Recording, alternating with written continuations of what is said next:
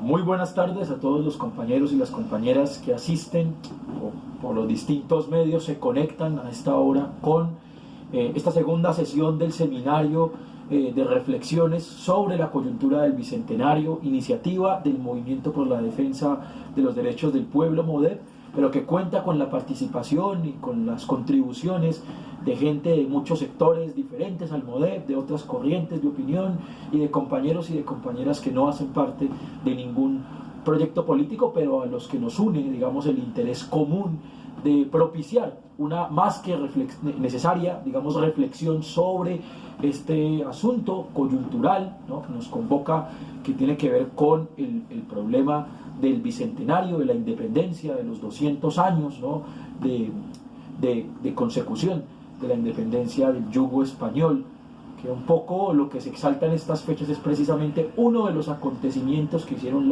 parte de ese largo y difícil y complejo proceso de la independencia nacional, ¿no?, que también un poco, y aquí adelanto algo del juego, ¿no?, que tiene esa historia, ¿no?, memoriosa, de bronce, que es reducir a acontecimientos lo que en realidad han sido procesos complejos, largos, difíciles de entender, llenos de interpretaciones y de vericuetos, que terminan reducidos a una batalla, a una persona, a un nombre, y que, digamos, eso termina siendo, pues, constitutivo, ¿no?, de los imaginarios colectivos que construimos respecto a nuestro pasado. Entonces, digamos, un poco agradezco, pues, que se abra este espacio. Considero que es un espacio, pues, muy pertinente, sobre todo tratándose, pues, de que quienes estamos aquí o quienes contribuimos o quienes confluimos en este espacio, pues, digamos, somos parte de eso que llamamos el campo alternativo, el campo democrático. Pues tiene mucha importancia para nosotros esta reflexión sobre el pasado, ¿no?, contra lo que se pudiera pensar,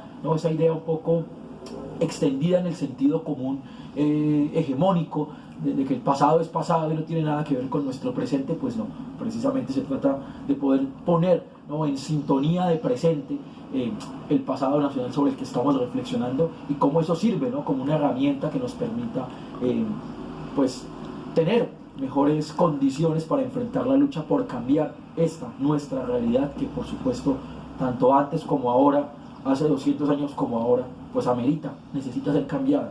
Bueno, yo pues me presento, ¿no? Mi nombre es Felipe Marín, yo soy historiador de la Universidad de Caldas, soy magíster o candidato más bien a magíster en historia de la Universidad Tecnológica de Pereira y pues me gano la vida dando clases. Y soy activista, por supuesto, del Movimiento por la Defensa de los Derechos del Pueblo, MODEP.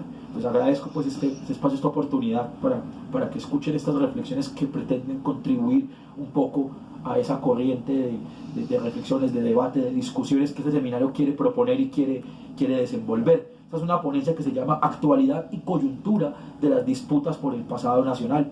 Es una ponencia en la que fundamentalmente se quiere explorar la manera en que el bloque dominante, en que el bloque hegemónico ha intentado construir una narrativa propia del Bicentenario, en la que exalta unos valores, unas ideas, unas concepciones específicas que son funcionales a la perpetuación de ese bloque dominante del poder y al afianzamiento, ¿no?, de la hegemonía de sus ideas entre la población. Es un poco la matriz, ¿no?, de la ponencia. Lo que quiere ser la ponencia no es una ponencia, digamos, en un sentido estricto de historia, sino de reflexión política, ¿sí?, sobre la conmemoración bicentenaria y de reflexión política crítica sobre los usos políticos que los de arriba le vienen dando a esta conmemoración bicentenaria. Entonces, en esa perspectiva, son como algunas ideas fuerza que esta ponencia va a tener. En primer lugar, voy a intentar plantear un interrogante y señalar algunos elementos que pueden hacer parte de la contestación de ese interrogante, que, bueno, ¿por qué desde una perspectiva alternativa de cambio, de izquierdas o de transformación o revolucionaria hay que concurrir a estos combates por la memoria y por los sentidos del pasado? O sea, ¿qué carajos tiene que ver con nosotros que queremos cambiar la sociedad? Una discusión aparentemente desconectada de lo que tendríamos que estar haciendo, ¿no? Esto es una cosa, una cantinela, ¿no?, que uno escucha mucho en los círculos de la izquierda, y es: no discutamos tanto, lo que hay que hacer es ir a los barrios, a organizar la gente y hacer esto o aquello. Y claro, que eso por supuesto hay que hacerlo, pero bueno, estas reflexiones, ¿por qué pueden ser útiles? ¿Por qué pueden ser importantes, ¿no?, en el marco de esto, de una posición de transformación, de cambio alternativo? No, lo segundo es, quiero señalar un poco cuál es el marco político en el que se desenvuelve este bicentenario. ¿Sí? Si ya dijimos la élite está haciendo un uso político de la conmemoración bicentenaria, pues exploremos un poco cuáles son como algunos elementos del marco político que nos permiten entender por qué esos usos políticos y no otros, ¿no? En tercer lugar, me interesa que podamos discutir como algunas cosas, algunas claves, ¿no? De cómo los de arriba, como los dominantes, como el bloque dominante, dice el pasado, es decir, cuáles son los valores, cuáles son las claves, ¿no? Que sujetan esa narrativa del bicentenario. Y por último, ¿por qué es importante disputar el monopolio del pasado al poder? Es decir, ¿por qué es legítimo y necesario que quienes nos organizamos para cambiar la realidad, para transformar la sociedad, para hacer otra Colombia posible, pues tenemos que concurrir a esta discusión y no podemos quedarnos de brazos cruzados mientras los dueños de los bancos, los dueños de las fuerzas militares, los dueños de las empresas, los dueños del capital, los dueños de nuestras vidas se vuelven también los dueños del pasado, ¿no? Un poco en esa perspectiva de Rodolfo Walsh, que si algo tiene, periodista argentino, heroico combatiente contra la dictadura de Videla, decía, no podemos aceptar ser una clase popular sin pasado, ¿no? Esto es una resignación que no podemos permitirnos, porque de ello depende en buena medida la posibilidad de tener presente y tener futuro, ¿no?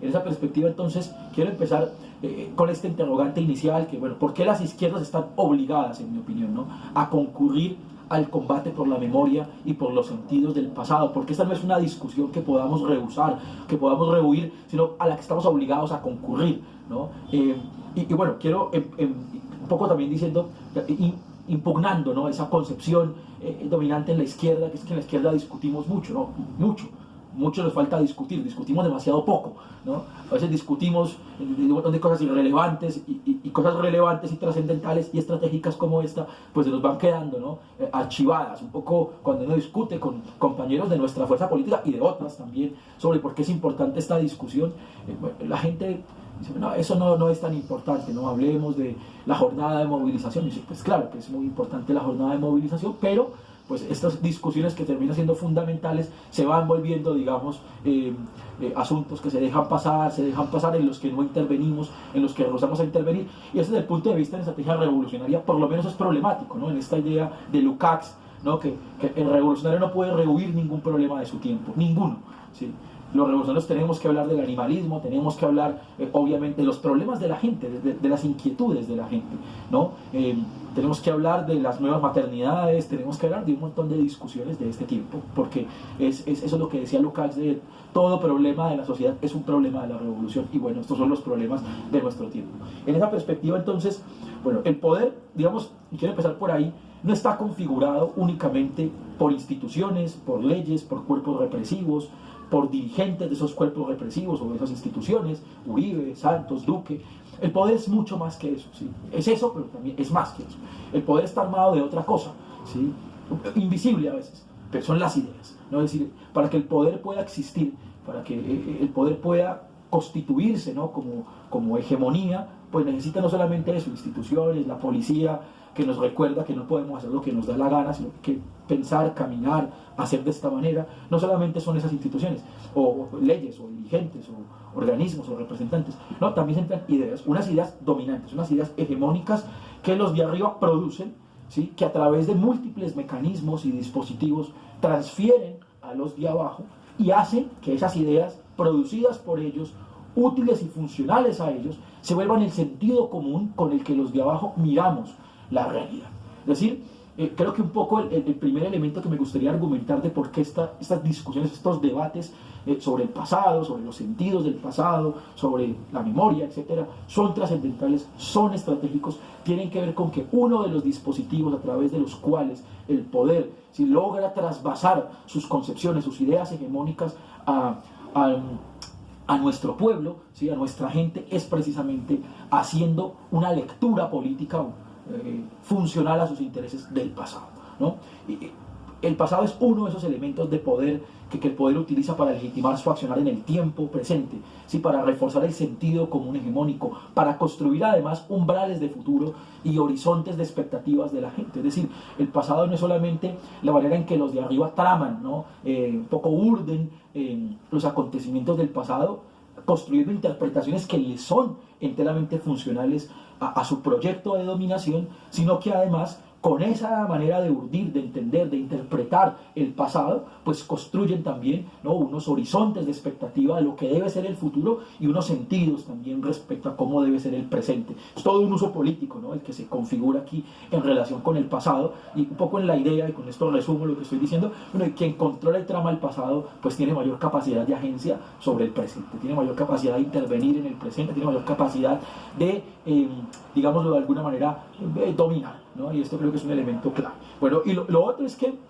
la verdad sobre el pasado en una sociedad pues casi siempre está en disputa, ¿sí? Es decir, el problema es que esa disputa no siempre es igual, no siempre es igual de aguda, pero en Colombia, además de estar en plena conmemoración bicentenaria, estamos en un debate en el que el pasado, la disputa sobre el pasado está abierta, muy abierta, particularmente abierta, y eso tiene que ver con el fin del conflicto con las FARC, es decir, el fin del conflicto con las FARC, además de negociar unos puntos, digamos, desde el punto de vista de algunos cambios, ¿no?, en el terreno de la ruralidad, en el terreno de la política y la oposición, en el terreno de la política antidrogas, bueno, acuerdos que, como sabemos, han sido fundamentalmente incumplidos, ¿no?, que ha sido también una tradición de la clase dominante colombiana. Esto lo explica muy bien el profesor Jefferson Jaramillo en su libro sobre las comisiones de la verdad, y cómo un poco lo que ha ocurrido en Colombia es, bueno, acordar, sí, la élite colombiana acuerda, pero acuerda para incumplir, y esto es un poco, nos remite, ¿no?, a la famosa rebelión comunera, ¿no?, en la que, claro, José Antonio Galán y sus compañeros pagaron muy caro, ¿no?, haber confiado en las autoridades borbónicas. Por supuesto, hago una analogía que es anacrónica, ¿no?, desde el punto de vista historiográfico, pero que me parece que es útil para ubicar, ¿no?, esas continuidades. Pues bueno, una de esas continuidades es que las clases dominantes no cumplen lo que acuerdan, las colombianas especialmente, no ningunas, pero particularmente las colombianas. Este bicentenario particularmente está enmarcado en la finalización de un conflicto con las FARC, en la que se negociaron una serie de elementos, entre otros, ¿sí?, una serie de mecanismos, ¿no?, para que abren la construcción de la memoria histórica, ¿no?, de los relatos sobre la guerra, como la Comisión de la Verdad, como la JEP, por ejemplo, que han estado en disputa. Y esto, hay una entrevista muy buena que le hacen a Paloma Valencia, que le hace Juan Piz González, este personaje que está muy de moda por estos días, que ha logrado hacer con humor mucho más de lo que otros hemos hecho con discursos y con nuestras maneras de hacer política. Y claro, lo que hace esta Paloma Valencia en esa entrevista es decir, es que, claro, lo que está en disputa es el relato, es la manera en que tramamos, ¿no?, en que reconocemos el pasado de lo que fueron los 50 años de guerra en nuestro país. Creo que por estas razones es fundamental que la izquierda no se pierda de estos debates y no le regale el tablero a la derecha, ¿no? A veces por estar pensando, ¿no?, en cadalzos y en guillotinas, y en fusilamientos y en insurrecciones ficticias, pues perdemos de vista estos debates, ¿no?, que terminan siendo pues fundamentales para que un proceso transformador pueda avanzar. Y enhorabuena, digamos, que el MODEP esté en esta tarea, ¿no?, que me parece que es incluso solitaria un poco, pero me parece que es fundamental por ello, ¿no?, también. Bueno, voy a ahondar un poco en el marco político del Bicentenario, ya algo he venido señalando. Bueno, no hay que olvidar que este Bicentenario nos coge en medio de un proceso que algo llaman de transición y yo llamo de tránsito, y voy a explicar por qué me parece inadecuada, ¿no?, el uso de la expresión transición. Una transición se configura cuando producto de una negociación se producen reformas y cambios. Eso en Colombia no ha pasado, ¿sí? De hecho, lo que ha ocurrido en Colombia es un tránsito, el tránsito de la insurgencia de una organización armada, ¿no?, a una organización no armada. Ese es un cambio, bueno, una transición que además no ha sido absoluta, como ya se pudo ver en los días recientes, en el sentido de que no todo su base combatiente, digamos, hizo ese tránsito, pero sí mayoritaria, por lo menos, digamos, de esta manera, apelando además a las cifras que los propios excombatientes, ahora reinsertados, compañeros de las FARC han dicho, y el gobierno también ha señalado, que señala que entre el 90 y 95% de los reincorporados siguen pues en ese proceso.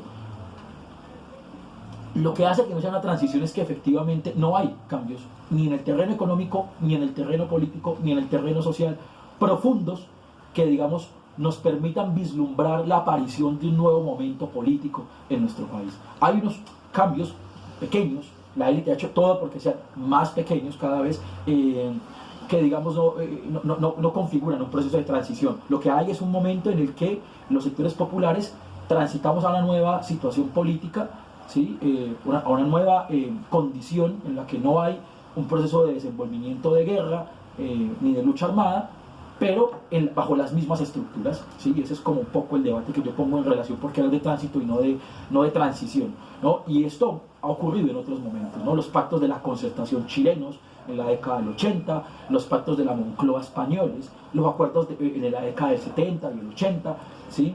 Poco el mismo esquema de la desmovilización de ETA recientemente, ¿no?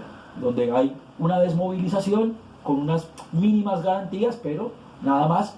Y lo mismo ocurre en el caso del Perú, ¿no? En la década del 90, en las famosas cartas de paz de Abimael Guzmán. Bueno, hay un parar la guerra sin operar por ello cambios o transformaciones profundas de la realidad, que en el caso colombiano tampoco se han producido. Entonces, no hay que olvidar que el proyecto popular pues fue derrotado. Yo creo que una de las cosas que tenemos que aprender en la izquierda es haciendo la verdad, como recomendaba Lenin, ¿no? Amarga y desnuda, porque es así. Hemos sido derrotados. Eso no quiere decir que hayamos renunciado a nuestros sueños, eso no quiere decir que hayamos desaparecido o que no estemos haciendo lo que hay que hacer para cambiar las cosas y darle vuelta a la situación, pero quiere decir que hemos sido derrotados. El triunfo, y esto lo dijimos nosotros en el año 2007, 2006, y claro, la gente se rió de nosotros y nos arrió la madre, pero creo que esto es hoy más evidente que nunca, ¿no? De hecho, el propio proceso de negociación con las FARC demuestra precisamente o expresa esa derrota de la que veníamos hablando, que fue una derrota del sector democrático, del campo popular, del proyecto del pueblo, ¿sí? A partir de la ascensión del fascismo uribista, que trae por lo menos 3 retrocesos claves, ¿no? Uno, los revolucionarios somos separados de las masas, ¿sí? Se destruyen sindicatos, se destruyen organizaciones comunales, populares, que digamos garantizaban ese vínculo entre revolucionarios y pueblo. Esos vínculos se rompen. 2, hay un agotamiento, ¿no? Del proyecto popular en el sentido estratégico, no en el sentido de que la revolución deje de ser necesaria o el socialismo deje de ser necesario, pero sí hay un proceso, digamos, en el cual ese proyecto gestado en la década de 60 y de 70 en otro mundo, en el mundo en el que existe la Unión Soviética, la China, Cuba revolucionaria, Vietnam, ¿no? El proceso de descolonización de eso que llamó Mao el tercer mundo. En el medio de ese mundo se gesta un proceso revolucionario, un proyecto revolucionario para Colombia, que ya no es válido ni viable para la Colombia del 2000, ¿no? Y este es un elemento pues, que hay que entender y que es fundamental. Y el tercero es una derrota ideológica, que esto es a lo que menos cuidado le ponemos, pero que es fundamental, ¿no? Y es que la clase dominante logra, el fascismo uribista logra implantar su narrativa, su manera de ver la realidad, de entender el mundo en la mayoría social de nuestro pueblo, y esta es una cosa que no podemos, digamos, de ninguna manera obviar, porque la derrota política, digamos, casi que es una consecuencia de la derrota ideológica, ¿no? Y esto es una cosa que hay que tener muy en cuenta. Uno primero pierde en el terreno de la ideología y luego pierde las elecciones, pierde la guerra, pierde en materia política, y esto es lo que ha ocurrido como en Colombia. Ya he discutido sobre el problema del tránsito de la transición, solamente voy a decir que efectivamente ese tránsito se produce en unas condiciones, digamos, de correlación de fuerzas bastante desfavorables. El mismo Timochenko y otros dirigentes de la FARC han reconocido este proceso. No hay transformaciones ni cambios profundos. Sí está en disputa la verdad del conflicto. El uribismo ha sido particularmente incisivo en que no va a permitir que pase a la historia, digamos, una narrativa del conflicto múltiple, diversa, amplia, sino que va a pasar a la historia, va a luchar, va a combatir porque a la historia pase una narrativa, digamos, hegemónica, en la que se nos sigue presentando en lo fundamental el mismo cuadro de la guerra como una lucha entre unos ángeles del cielo, que eran el ejército colombiano, y unos demonios miserables e imperdonables, que era la insurgencia. Esta narrativa es la que el gobierno quiere extender, y por eso el ataque a la JEP, y por eso asfixiar presupuestalmente a la Comisión de la Verdad, y por eso poner a un tipo como Darío Acevedo al frente del Centro de Memoria Histórica, ¿sí? Por eso poner un tipo que, digamos, no solamente fue crítico con el proceso de paz, sino que ha sido, digamos, un alfil intelectual del uribismo, que se ha parado en eso que la revista CEPA, de reciente edición sobre el asunto de la memoria histórica en Colombia, llama el negacionismo histórico, ¿no? Esa teoría que en Colombia no hubo conflicto armado, y que de hecho sustenta Darío Acevedo en una entrevista que le hacen con Vicky Dávila en la W, y dice: mire, yo no creo que en Colombia haya habido conflicto, pero la ley dice que sí, entonces yo voy a decir que sí, creyéndonos además idiotas, porque él cree que nosotros le creemos ese cuento, pues, de que es posible separar la concepción política de un funcionario de lo que hace el frente de una institución, y esto, pues, por supuesto, todos sabemos que no es posible, ¿no? Y me parece que ese es un elemento también que un poco tiene que ver con este asunto. Pero también esta discusión de un tránsito sin transición nos llama a la necesidad, ¿no?, de abrir un periodo auténtico de transición en el que el Partido Popular asuma su derrota, reconstruya su camino. En eso hemos venido bregando, pero estamos un poco ubicados en esa tierra de nadie, ¿no? Que llamaba Gramsci, en el que lo viejo no termina de morir, lo nuevo no termina de nacer, ¿no? Y estamos ahí, ¿no? Pero poder aprovechar, digamos, una serie de situaciones que se han venido configurando, la corrupción de los de arriba, las reformas laborales, el momento económico terrible por el que pasa el país, en el que los grandes capitalistas buscan descargar la crisis en hombros del pueblo. Bueno, pues todo esto creo que tiene que ver con la necesidad de que los revolucionarios asumamos, quienes estamos por cambiar la realidad, asumamos esta situación con audacia, con autocrítica, con disposición a cambiar y a realmente reconfigurar un nuevo proyecto, abrir un periodo de auténtica transición, ¿no? En el que podamos preparar los escenarios del combate futuro, un poco como señalaba Lenin hablando antes de la revolución del 17. Bueno, un poco ese es como el marco político del Bicentenario. Voy a pasar rápidamente al debate de cómo los de arriba dicen el pasado, ¿no? En la actual coyuntura, o sea, cuál ha sido un poco la narrativa que han querido construir los de arriba, y tengo que estar señalando que ha habido un proceso en lo fundamental de desatención a la conmemoración bicentenaria, es decir, un proceso en el que la academia ha estado completamente ausente, sobre todo los académicos críticos, pues por supuesto, una serie de eventos pomposos en los que el gobierno ha dicho muy poco, podcast sobre la ruta de independencia, centrado en los acontecimientos militares, separando el acontecimiento militar de los procesos históricos que los hacen posibles, ¿sí? Planteándonos un bicentenario narrado a partir de batallas, de heroicidad militar, olvidando, ¿no?, que para que un soldado sin camisa cruce la frontera de la Capitanía de Venezuela con el Reino Nuevo de Granada y esté dispuesto a ofrendar su vida por otro pueblo, pues tienen que operar una serie de transformaciones estructurales, económicas, políticas y culturales muy profundas. Bueno, esta narrativa de puras batallas, de un rosario de guerras, ¿no?, de batallas y de héroes, sin contexto, un poco ha sido la teoría, ¿no? Este bicentenario desatendido, ¿no?, en lo fundamental, con escasa programación cultural que involucre a la población en la reflexión sobre su pasado. Esto es un poco también el mismo cuadro que nos presentó el bicentenario en épocas de Uribe, cuando la conmemoración era alrededor del febrero de Llorente, de los acontecimientos del 20 de julio.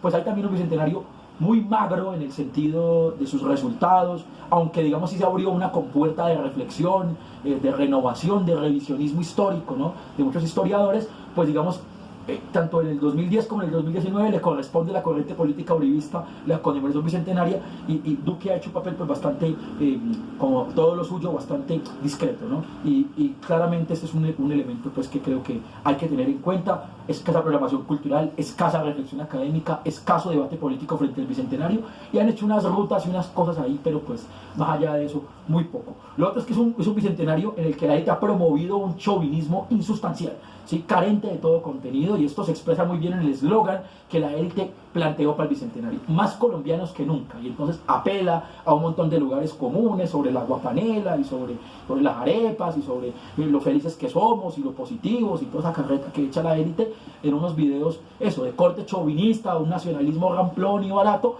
Pero más allá de eso, pues no hay mucho, ¿no? Y ese es el eslogan, ¿no?, de la conmemoración bicentenaria: más colombianos que nunca, sin que hasta hoy podamos definir claramente qué es lo que significa, ¿no?, ser colombianos. Esta nación, que es una nación, bueno, en un proceso, digámoslo, de construcción, de reconstrucción, de deconstrucción permanente, pues esas son preguntas que no ha podido resolver. Lo otro es que los de arriba han aprovechado esto del bicentenario como un apellido, ¿no?, para ponerle un montón de programas de claro contenido pues político e ideológico neoliberal. Uno de ellos, lo que he llamado el Pacto Bicentenario, que está en el marco del Plan Nacional de Desarrollo, que consiste en la repartición de 3.6 billones de pesos para infraestructura en los departamentos, digamos, por los que cruzó una parte de la Ruta Libertadora, entonces Arauca, Cundinamarca, Boyacá, 3.6 billones que van a servir para proyectos de infraestructura, que ya sabemos qué pasa con ellos. Ahí está Odebrecht y la Ruta del Sol recordándonos que cuando los de arriba aquí hacen obras se las roban 10 veces primero antes de inaugurarlas para que la gente pueda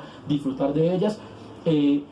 Ya lanzan además una línea de crédito Belicetex que se llama línea de crédito bicentenaria. Estos crápulas aprovechan el bicentenario pues para hacer toda una movida de endeudamiento a los jóvenes y a las jóvenes de nuestro país que quieren o sueñan con educarse, y toda una serie de proyectos anclados presupuestalmente a la promoción de la economía naranja, ¿sí?, que fundamentalmente consiste en la posibilidad de promover una serie de proyectos y apuestas tecnológicas de economía naranja para con el contenido del Bicentenario, pero digamos, ese ha sido un poco como el aprovechamiento, ¿no?, del Bicentenario como un apellido para hacer proselitismo y para ejecutar programas de gobierno que poco tienen que ver con la conmemoración auténtica del Bicentenario. Otro elemento clave ha sido el militarismo, ¿no?, y es esta idea del héroe bicentenario, ¿no?, estableciendo una línea de continuidad entre el ejército patriota bolivariano y el ejército colombiano de hoy, que es, y esto no podemos olvidarlo, la institución de la élite que mejor ranqueada está desde el punto de vista de la opinión pública. La gente adora el ejército, quiere el ejército, esto lo muestran muy bien las encuestas. Eso tiene que ver, claro, con que durante el gobierno fascista, pues ese fue uno de Uribe Vélez, de estos 8 años, ese fue justamente uno de los pilares, ¿no?, del proyecto de país, de nación, de sociedad del Uribe Vélez. Y lo otro es que hay toda un despliegue alrededor del asunto de estos héroes bicentenarios, que es como los han llamado, ¿no?, a través, por ejemplo, de una película que fue Alma de Héroes, una película recientemente premiada, ¿no?, en los festivales internacionales, que cuenta una historia ramplona en la que hay un soldado enamorado de una muchacha y construye toda una narrativa en la que en lo fundamental se termina lavándole la cara al ejército colombiano. Esto no es nuevo tampoco. El mayor Urrego, que es un historiador del ejército colombiano, recientemente en el Congreso de Historia presentó una ponencia en la que hace un planteamiento sobre lo que significó Hombres de Honor, esa serie del ejército colombiano de la década del 90, como un dispositivo de penetración en los sectores populares y como una fórmula de reclutamiento en la que el ejército escribía los guiones, ¿no? Y esto es un poco lo que vino ocurriendo en el marco de esta conmemoración bicentenaria. Algo de esto ya vimos también el 20 de julio y el 7 de agosto en una narrativa centrada en el ejército colombiano, ¿sí?, que deja por fuera pues al pueblo,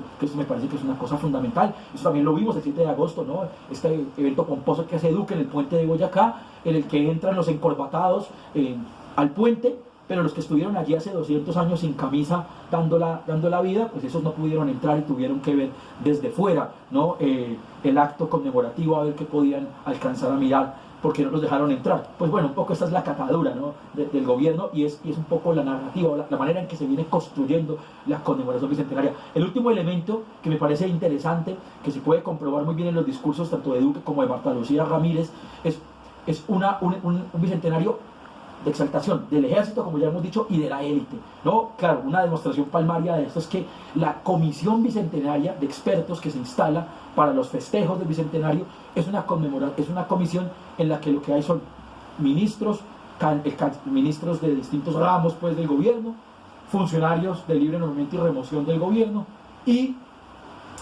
2 académicos que están en franca minoría, y listo. Esa es la comisión, ¿no? Entonces, una exaltación de la élite que en lo fundamental en esta idea lo ha hecho muy bien, ¿no? Garantía del orden, de la institucionalidad, del progreso, de la estabilidad, de una Colombia cohesionada, tal, etcétera. Y digamos que además de esa élite que lo ha hecho muy bien, según esta narrativa hegemónica del bicentenario que la clase dominante ha querido poner a jugar, pues hay que entender que esa élite que lo ha hecho muy bien, lo ha hecho mejor cuando ha estado unida, ¿no?, que también es un poco el esfuerzo que viene haciendo Duque de nuclear, ¿no?, también la mayor cantidad de sectores de la élite que les sean posibles, y esto pues se ve muy bien en cómo está configurado hoy el panorama parlamentario de nuestro país, ¿no? Y también toda una construcción política alrededor de cuáles son las nuevas cadenas. Pues las nuevas cadenas son el chavismo, Venezuela, el siglo XXI, así como el yugo español. Hay toda una construcción simbólica alrededor de esto, ¿no? Y es que esas ideas criminales del negativismo, de la crítica de la sociedad colombiana, de su democracia, de sus instituciones, ese negativismo que hace que la gente proteste y tal, y se levante, pues son ideas que nos tienen presos y de las que tenemos que liberarnos. Bueno, un poco también esa construcción discursiva, ¿no?, de un enemigo jugando también a recoger las claves del pasado para hacerlo posible. Bueno, esas son algunas ideas de cómo los de arriba han logrado construir, ¿no?, una narrativa, articular una narrativa en torno al bicentenario. Yo quiero finalizar esta ya un poco larga exposición señalando, bueno, por qué creo yo, o por dónde creo que hay que empezar, ¿no?, a que sectores alternativos de izquierda, populares, democráticos, realmente logremos disputar ese monopolio del pasado de quienes mandan en este país. Pues bueno, yo creo que es importante entender justamente que todo proceso de cambio, de transformación, de revolución, antes de consumarse en los hechos, o sea, antes de la insurrección, antes del triunfo electoral, es porque se ha producido en el terreno de las ideas, de la cultura, de los símbolos, de la representación, una verdadera revolución, un terremoto que es subterráneo, ¿no? Que no siempre logramos entender, ni ver, ni comprender. Generalmente los reflectores de la historia no se posan allí, ¿no? Pero que es muy importante para ganar la conciencia de la mayoría de la gente. Pues, y que creo que eso es fundamental, ¿no? Lograr tener imágenes que nos representen, canciones que nos emocionen, series que nos cuenten nuestras historias, libros, cuentos, intelectuales, ¿no? Que sean capaces de interpretar de otra manera ese pasado nacional glorificado, de bronce, historicista, ¿no? Que los ejércitos dominantes han querido establecer. Es muy importante contar con ese repertorio cultural del que la historia, del que nuevas interpretaciones del pasado, del que nuevas y críticas maneras de aproximarse a acontecimientos del pasado nos puedan tributar también como parte de ese bloque, ¿no? Cultural que tenemos que empujar en el ánimo de hacer posibles transformaciones y cambios en la sociedad colombiana. Necesitamos eso, historiadores, memoria, historias, ¿no? Interpretaciones, libros, canciones, cine, series que nos cuenten nuestras batallas, nuestras memorias y que nos empujen y nos enseñen, nos ayuden a tener fuerza para seguir combatiendo por una sociedad mejor. Solamente así es posible articular un proyecto que logre triunfar. Un poco este es mi llamamiento, y es que creo que está muy bien seguir en lo que estamos haciendo, pero es muy importante atender este frente, que es el frente de las ideas, de la cultura, de disputar el sentido común hegemónico, poco en esa idea del cura que es hallado en un burdel, ¿no? Y le dicen, bueno, señor, ¿usted qué hace aquí? Si usted es un cura, dice, bueno, pues hay que estar donde está el pecado. Pues bien, la izquierda tiene que estar justamente donde se está jugando la hegemonía, que en este momento es en el terreno de la subjetividad, de los valores, de las ideas, de las representaciones, y el pasado tiene un papel crucial que desempeñar allí. Agradezco mucho por su atención.